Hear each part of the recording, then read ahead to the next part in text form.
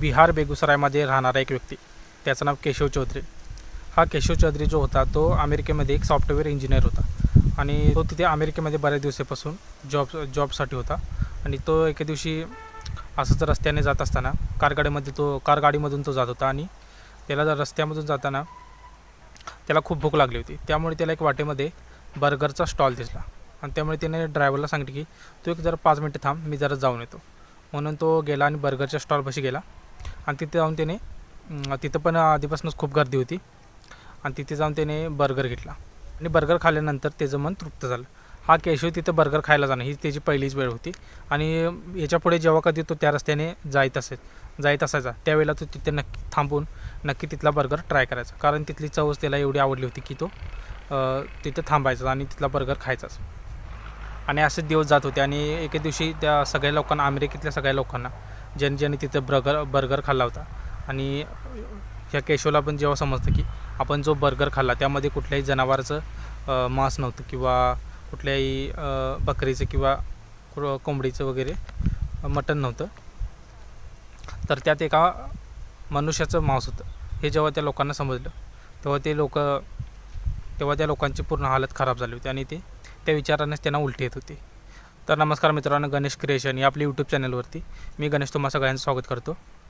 तर अमेरिकेमध्ये एक बाल्टिमोर म्हणून एक शहर आहे, त्यामध्ये एक जोसेफ नावाचा व्यक्ती राहत होता. त्या जोसेफ जेव्हा 6 वर्षाचा होता तेव्हा त्याचे वडील वारले होते आणि त्यानंतर त्याची आई पण त्याला काही दिवसांनी सोडून गेली होती. त्यामुळे तो एकटाच राहिला होता आणि तो एकटाच असल्यामुळे त्या अमेरिकेच्या सरकारने त्याची पूर्ण जबाबदारी घेतली होती आणि त्याचं पालनपोषण त्याचं शिक्षण याचा सगळ्यांचा खर्च अमेरिकेचं सरकार करत होतं. आणि तो जो जोसेफ होता तो डोकेलेटीन खूप हुशार होता आणि त्याची शरीरयष्टी पण चांगली होती. त्यामुळे पुढे जाऊन त्याला अमेरिकेच्या सैन्यामध्ये त्याला जॉब मिळतो, सैन्यामध्ये तो भरती होतो आणि काही दिवस असाच त्याचा जॉब व्यवस्थितरित्या चाललेला असतो सैन्यामधला. पण अचानक त्याचं काहीतरी बिनसतं, त्याचं डोकं फिरतं आणि तो तिथल्या सैन्यातला चांगली नोकरी तो सोडून येतो आणि तो जॉब सोडल्यानंतर तो त्याच्या गावी परत येतो आणि परत आल्यानंतर काही दिवस त्याच्या असेच जातात. असेच तो इकडे तिकडे मज्जा मस्ती करत फिरत असतो. पण त्याला नंतर असं पैशाची उणीव भासू लागते आणि उदरनिर्वाह करण्यासाठी त्याला पैशाची गरज असते. त्यामुळे तो एका गाडीवरती ड्रायव्हर म्हणून काम करतो आणि त्याच्यामधून त्याचा उदरनिर्वाह होत असतो. आणि गाडीवरती ड्रायव्हर म्हणून काम करताना त्याची ओळख एका महिलेशी होते. ती महिला त्याला एका दिवशी असे रस्त्यामध्ये त्याला भेटते आणि ती त्याच्या गाडीवरती लिफ्ट मागते, म्हणजे ट्रकवरती. तेव्हा तो तिला आपल्या ट्रकमध्ये लिफ्ट देतो आणि लिफ्ट दिल्यानंतर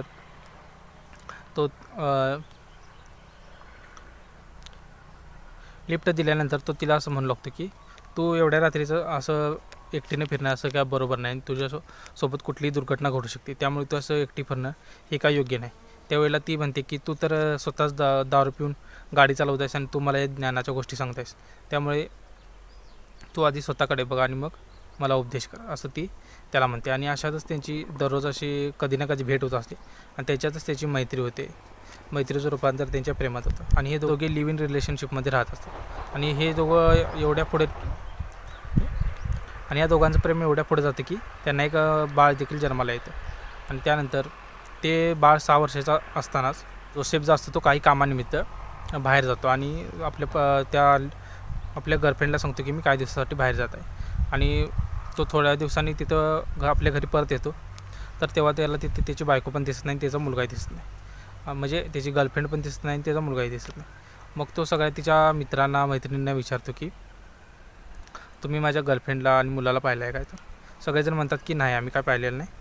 मग त्यावेळी नदीच्या काठी त्याची 2 मित्र थांबलेले असतात. तेव्हा तो त्यांना विचारतो की माझ्या गर्लफ्रेंडला आणि मुलाला तुम्ही कुठं पाहिलं आहे का? तेव्हा ते नाही म्हणतात आणि त्याच्यातच त्यांचा वाद होतो काहीतरी आणि वाद झाल्यानंतर तो त्या दोघांना देखील तिथे ठार मारतो आणि नदीमध्ये फेकून देतो. आणि हे सगळं दृश्य तो एक मासे पकडणारा माणूस बघत असतो. तो जोसेफ त्या मासेवाल्याला पण पकडतो आणि त्याला देखील ठार मारून नदीमध्ये फेकून देतो. आता हा जोसेफ 3 खून करून मोकाट फिरत असतो. म्हण आहे ना, कानून के हात बहुत लंबे होते. त्यामुळेच त्या पोलिसांना त्याची खबर मिळते आणि ते त्याला अटक देखील करतात.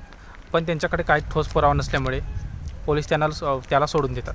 पोलीस स्टेशनमध्ये राहून त्या जोसेफला एक अशी आयडिया मिळालेली असते की पोलीस जोपर्यंत एका गुन्हेगाराला पकडू शकत नाही तोपर्यंत की ती डेड बॉडी गावत नाही किंवा ते खून केलेलं हत्यार गावत नाही तोपर्यंत आपल्याला कोणी पकडू शकत नाही, अशी त्याला आयडिया आली होती. अशातच त्याने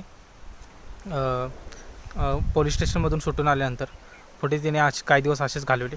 पण त्याला पुढे जाऊन पैशाची गरज भासू लागली. मग त्याने आता पैसे कसे कमवायचे या दृष्टीने त्याने एक व्यवसाय सुरू केला छोटासा. त्याने रस्त्याच्या कडेला एक बर्गरची गाडी चालू केली आणि त्यावरती तो नाश्ता वगैरे तो विकत असायचा, बर्गर वगैरे विकत असायचा. आणि तो त्या बर्गरमध्ये कुठल्याही जनावराचं मांस घालत नव्हता, तर ते एक मनुष्याचं ते माणसाचं तिथे तो मटणाचा वापर करायचा. माणसाचं मांस त्यामध्ये घालून बर्गर तो लोकांना विकत असे. आणि त्यातल्या त्यात ते मांस पण कुठल्या पुरुषाचं नसायचं, महिलांचंच असायचं.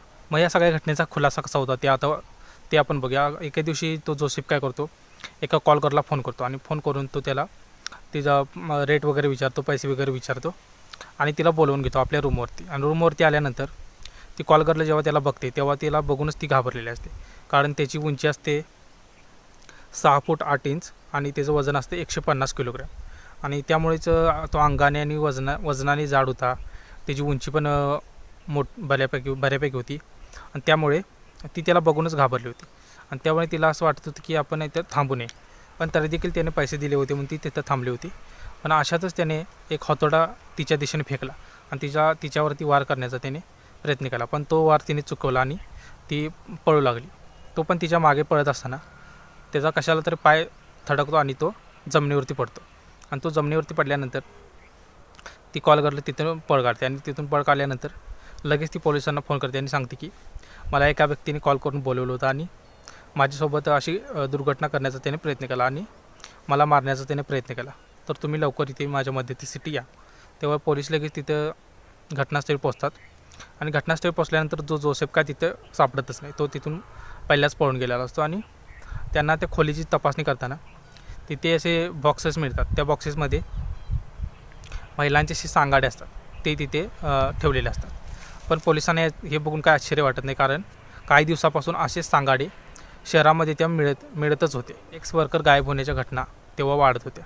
त्यामुळे पोलिसांना एक अंदाज आला होता की हे सगळ्या सापळे जे सगळे सांगाडे आहेत त्या सगळ्या सेक्स वर्करचेच असतील आणि या महिलांचेच असतील असं त्यांना खात्री पडते.